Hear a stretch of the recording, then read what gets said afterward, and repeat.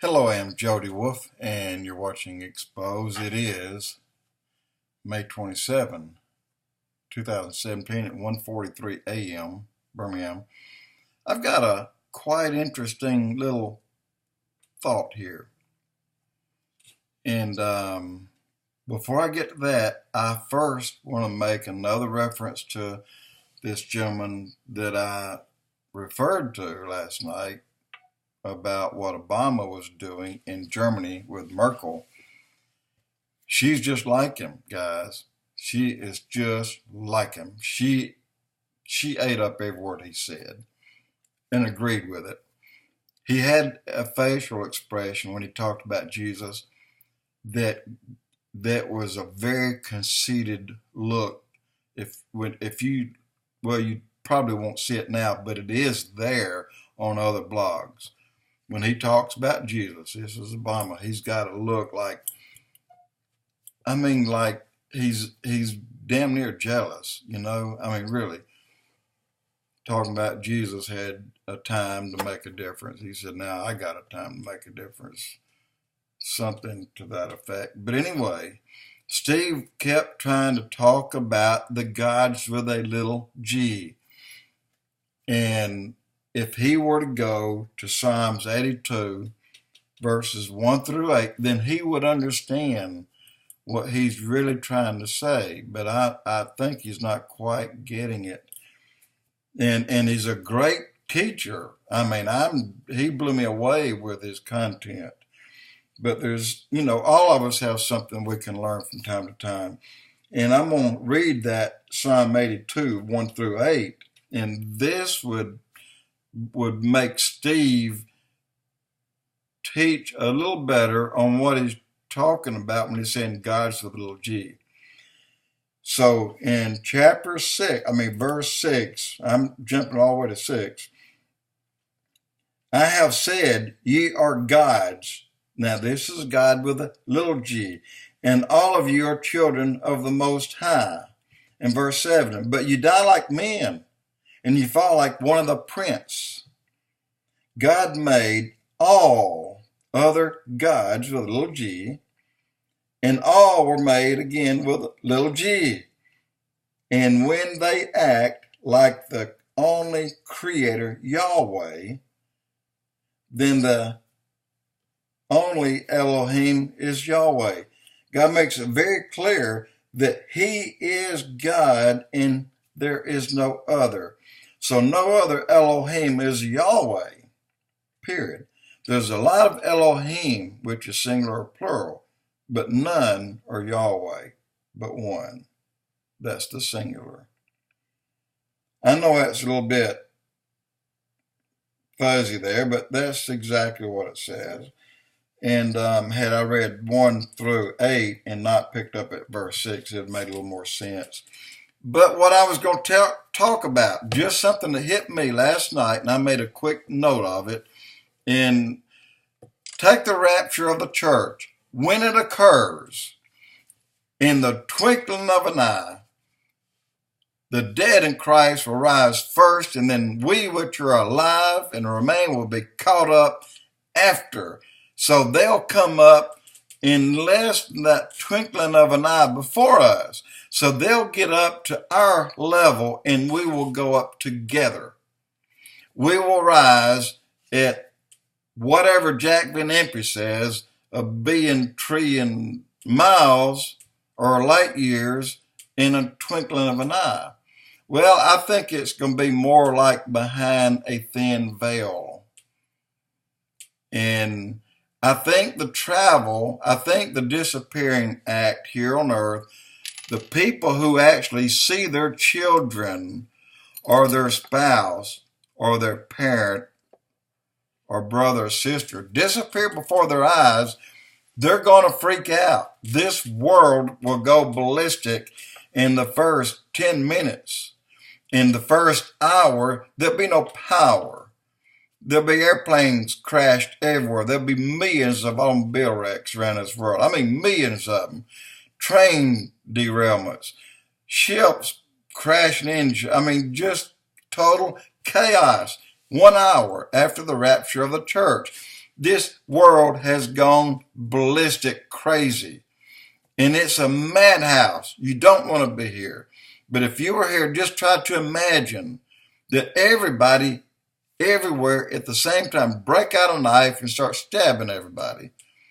Well, now in the meanwhile, you, the Christian, the church, you are in the rapture. You're in it.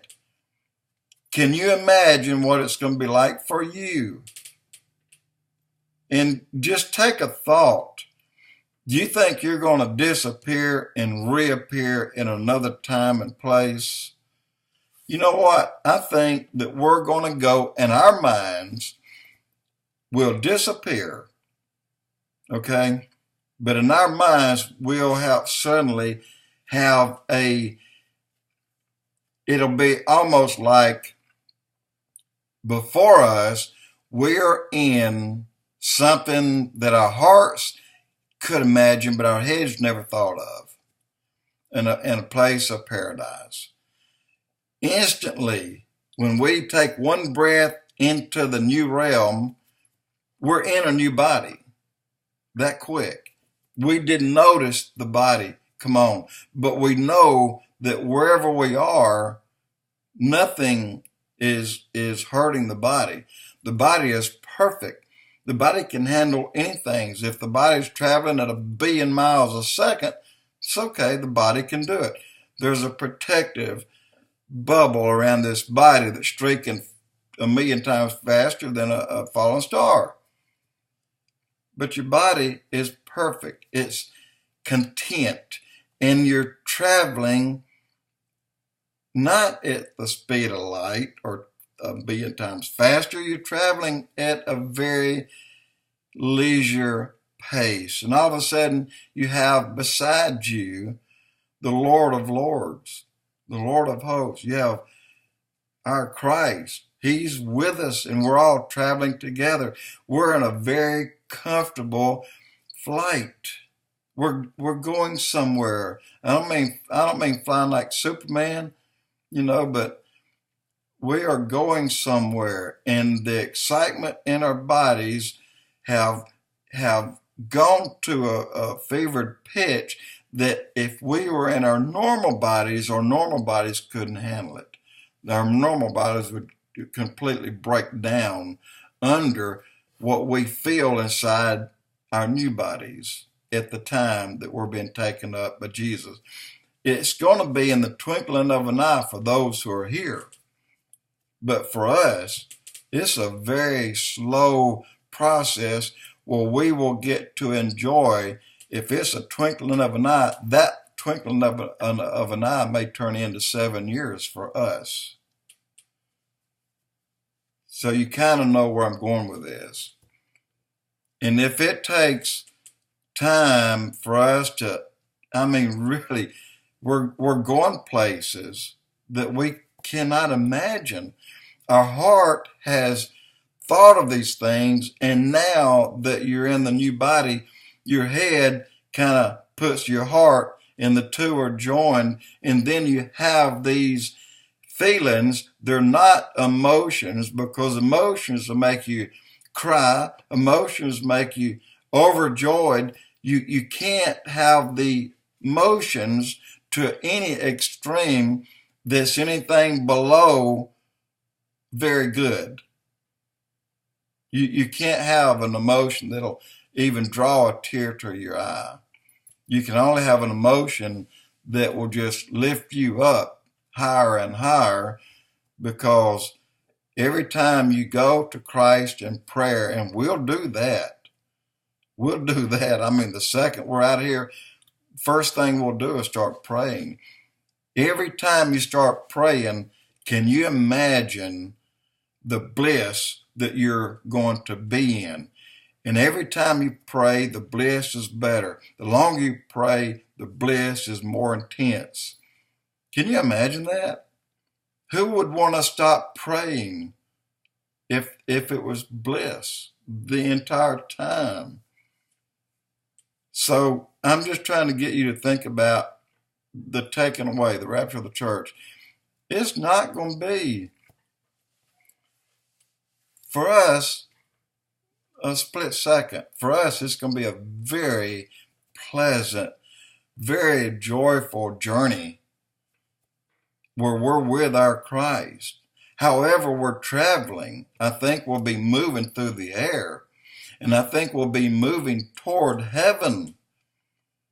And I think because Jesus said, he said, I'm going to carry you and put you in your place that I have prepared for you to go to and enjoy for a while. And then we'll come after you and we'll go down, because we have to go back and get those.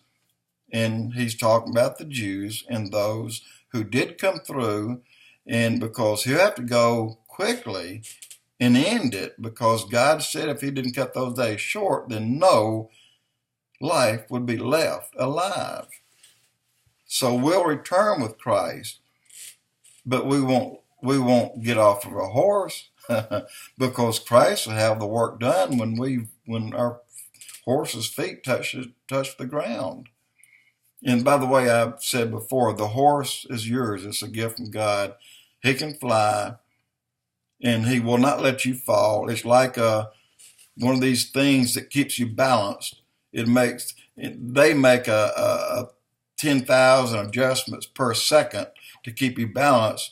Well, the horse will make 1 billion adjustments per second to keep you balanced. And not only that, you won't feel a bumpy ride. You'll feel a very smooth glide. You're not going to feel wind blowing your mouth wide open and hooking on your ears as you're going along at the speed of light. You're not going to feel that. You're protected. You're in a new body. You won't have those things. It's going to be amazing.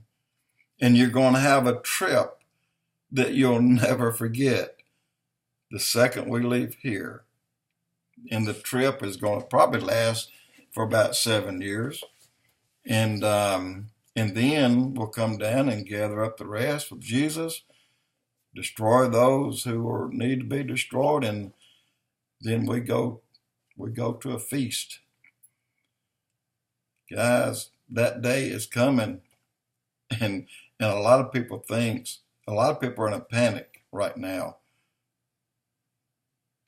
And they think that day is so very close. If you knew, that you would know what to do. And I believe contemplation, just thinking about the rapture, if we knew the exact date or the hour or the minute or the second, I believe the suspense would overwhelm us in our natural bodies. We couldn't handle it. What do you think? Jody Wolf, Expoz.